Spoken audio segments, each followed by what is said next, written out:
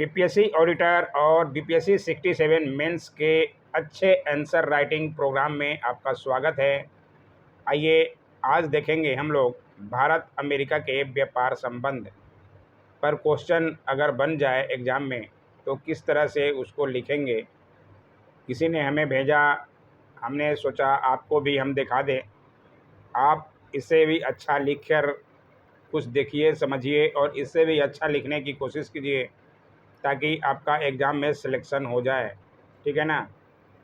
अच्छा लग जाए तो लाइक तो बनता ही है दोस्तों, और अभी भी नए हैं तो चैनल सब्सक्राइब कर लीजिएगा अगर अच्छा लगे तो। ठीक है।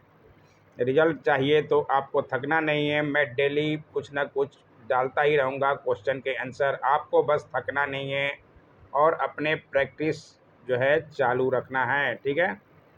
आइए देखते हैं क्या सवाल बन सकता है और उसको किस तरह से लिखा जाए। ठीक है। सवाल है, वर्तमान समय में अमेरिका भारत के सबसे बड़े व्यापारिक भागीदारों में से एक है। सबसे बड़ा भागीदार है व्यापारिक में। ठीक है, ये तो सबको पता ही होगा।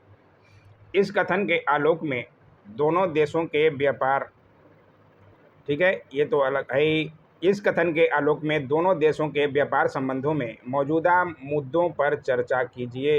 ये चर्चा करना है और किस तरह से किया जाए तो ये देखते हुए चलिएगा, समझते हुए चलिएगा और अपने आंसर को लिखते हुए चलिएगा। अच्छा आंसर लिखिएगा ताकि जो है एग्ज़ाम में आपका नंबर अच्छा आए। ठीक है ना।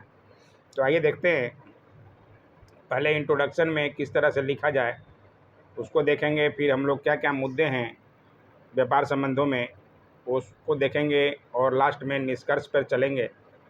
पहले देखते हैं इंट्रोडक्शन में किस तरह से लिखा जाए। संयुक्त राज्य अमेरिका उन कुछ देशों में से एक है जिनके साथ भारत का व्यापार अधिशेष है। ठीक है। वर्ष 2019-20 में संयुक्त राज्य अमेरिका और भारत के बीच द्विपक्षीय व्यापार 88.75 मिलियन अमेरिकी डॉलर था। ठीक है, कुछ जानकारी आपको इसकी रखनी पड़ेगी कितना का व्यापार हुआ। हालांकि हाल ही में अमेरिकी प्रशासन ने यह संकेत दिया है कि भारत के साथ द्विपक्षीय मुक्त व्यापार समझौता यानी कि एफटीए को बनाए रखने में उसकी अब कोई दिलचस्पी नहीं है। तो इन सब बातों को भी आपको देखना है, समझना है और अपने आंसर में थोड़ा विस्तार से लिखना है। ठीक है। आइए देखें व्यापार से संबंधित मुद्दे क्या क्या हैं, उसको हमने लिखने का कोशिश किया है और देखिए, समझिए और अपने अनुसार अच्छा लिखने का कोशिश कीजिए। ठीक है। पहला है टैरिफ। टैरिफ में दोनों देश टैरिफ और गैर टैरिफ बाधाओं के साथ ही विदेशी कंपनियों को हानि पहुंचाने वाली कई प्रथाओं और नियमों के साथ बाजार को नियंत्रित करते हैं। ठीक है। उसके आगे है समान प्राथमिकता प्रणाली क्या क्या होनी चाहिए, कैसी है। अमेरिका ने जून 2019 से जीएसपी कार्यक्रम के तहत भारतीय निर्यातकों को मिलने वाले शुल्क मुक्त लाभ को वापस लेने का फैसला किया। ठीक है। और सेवाएं क्या है, ये सब मुद्दे हैं। भारत के लिए एक प्रमुख समस्या अमेरिका की अस्थायी वीज़ा नीतियां हैं। बहुत बार सुने होंगे इसके बारे में, जो संयुक्त राज्य अमेरिका में काम करने वाले भारतीय नागरिकों को प्रभावित करती है। भारत दोनों देशों में कार्य करने वाले श्रमिकों के सामूहिक सुरक्षा संरक्षण के समन्वय के लिए एक समग्रीकरण समझौते की तलाश में है। ठीक है, यहाँ तक हो गया। उसके बाद कृषि में क्या है, भारत में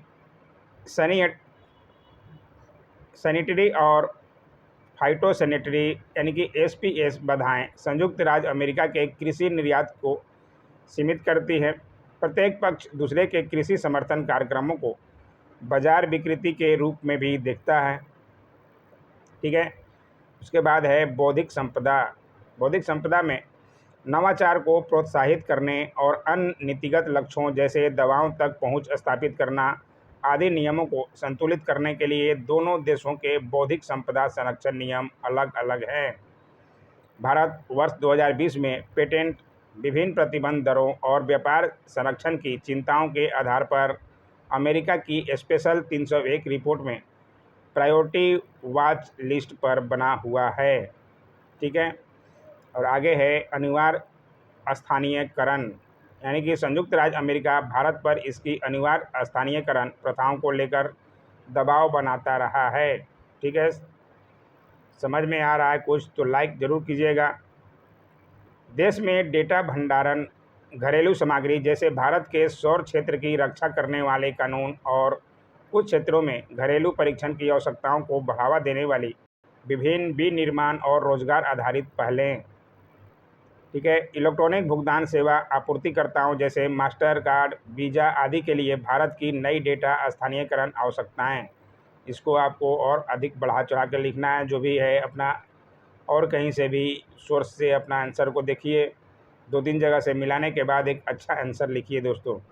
मुझे किसी ने भेजा, मैं पूरा दिखा दे रहा हूँ। ठीक है, और अपने अनुसार कुछ अलग भी लिखिए। निवेश में है, निवेश बाधाओं के बारे में अमेरिका की चिंताएं अभी भी बनी हुई है। ऐसे में नए ई-कॉमर्स प्लेटफॉर्म जैसे अमेजन और वॉलमार्ट के स्वामित्व वाले फ्लिपकार्ट के व्यवसाय पर नए भारतीय प्रतिबंध बढ़ाए गए हैं। ठीक है, और रक्षा व्यापार में है, अमेरिका भारत की रक्षा ऑफसेट नीति और रक्षा क्षेत्र में उच्च प्रत्यक्ष विदेशी निवेश यानी कि एफडीआई में अधिक सुधारों का आग्रह करता है। ठीक है, उसके बाद समान प्राथमिकता प्रणाली यानी कि जीएसपी, ये समान प्राथमिकता प्रणाली अमेरिका का एक व्यापार कार्यक्रम है जिसे 129 लाभार्थी देशों और क्षेत्रों के 4,800 उत्पादों के लिए प्राथमिकता आधारित शुल्क मुक्त प्रविष्टि प्रदान कर विकासशील दुनिया में आर्थिक विकास को बढ़ावा देने हेतु बनाया गया है। ठीक है, अब आगे की राह क्या होगा, ये तो मुद्दे देख लिए हमने। आगे की राह में है बहुपक्षवाद की ओर रुख, यानी कि यह देखते हुए कि भारत किसी भी मेगा व्यापार सौदे का भागीदार नहीं है, यह एक सकारात्मक व्यापार नीति एजेंडे का एक महत्वपूर्ण हिस्सा होगा। ठीक है, उसके बाद आर्थिक सुधार में क्या आगे की नीति है। भारत की व्यापार नीति के ढांचे को आर्थिक सुधारों द्वारा समर्थित होना चाहिए जिसके परिणामस्वरूप एक खुली, प्रतिस्पर्धी और तकनीकी रूप से नवीन भारतीय अर्थव्यवस्था हो। आपको अपने अनुसार अपना भाषा में लिखना है। विनिर्माण में सुधार, जिसमें है मेक इन इंडिया पहल जैसी योजनाओं के कुशल कार्यान्वयन के माध्यम से सकल घरेलू उत्पाद में विनिर्माण की हिस्सेदारी को बढ़ाने की ज़रूरत है। ठीक है, और आगे नवाचार की आवश्यकता, क्या क्या आगे की सोच होनी चाहिए, ये तो अपने भाषा में लिखना है आपको। और यही जो है एक एग्जामिनर पकड़ता है कि आप कितना अंदर तक सोचते हैं। ये तो हमने एक नमूना दिखाया है, आप इससे अच्छा लिख कर दिखाइए। नवाचार की आवश्यकता क्या है। यदि नवाचार को बढ़ावा देने की आवश्यकता है तो शायद भारत को एक नया चार प्रोत्साहन नीति का अनावरण करना चाहिए, क्योंकि बौद्धिक संपदा अधिक नवाचार रूपी सिक्के का दूसरा पहलू है। ठीक है, उसके बाद लास्ट में है निष्कर्ष। निष्कर्ष मेन होता है आंसर का, इंट्रोडक्शन और निष्कर्ष में ज़्यादा नंबर मिलने के चांस हैं। दोनों देशों में विशेष रूप से चीन विरोधी भावना बढ़ने के कारण द्विपक्षीय व्यापार को बढ़ावा मिलने की बहुत अधिक संभावना है। इस प्रकार वार्ताओं को विभिन्न गैर टैरिफ बाधाओं और बाजार पहुंच संबंधी सुधारों पर केंद्रित करना चाहिए। ठीक है, तो ये रहा आंसर, हमने दिखा दिया। आप इससे अच्छा लिख कर दिखाइए। अगर कुछ सुझाव है तो सुझाव भी ज़रूर दीजिए, आपके सुझाव का हम स्वागत करते हैं दोस्तों। ठीक है, कैसा लगा वीडियो ज़रूर बताया कीजिए। Don't forget to like, share, comment and subscribe my YouTube channel. Thanks for watching my YouTube channel.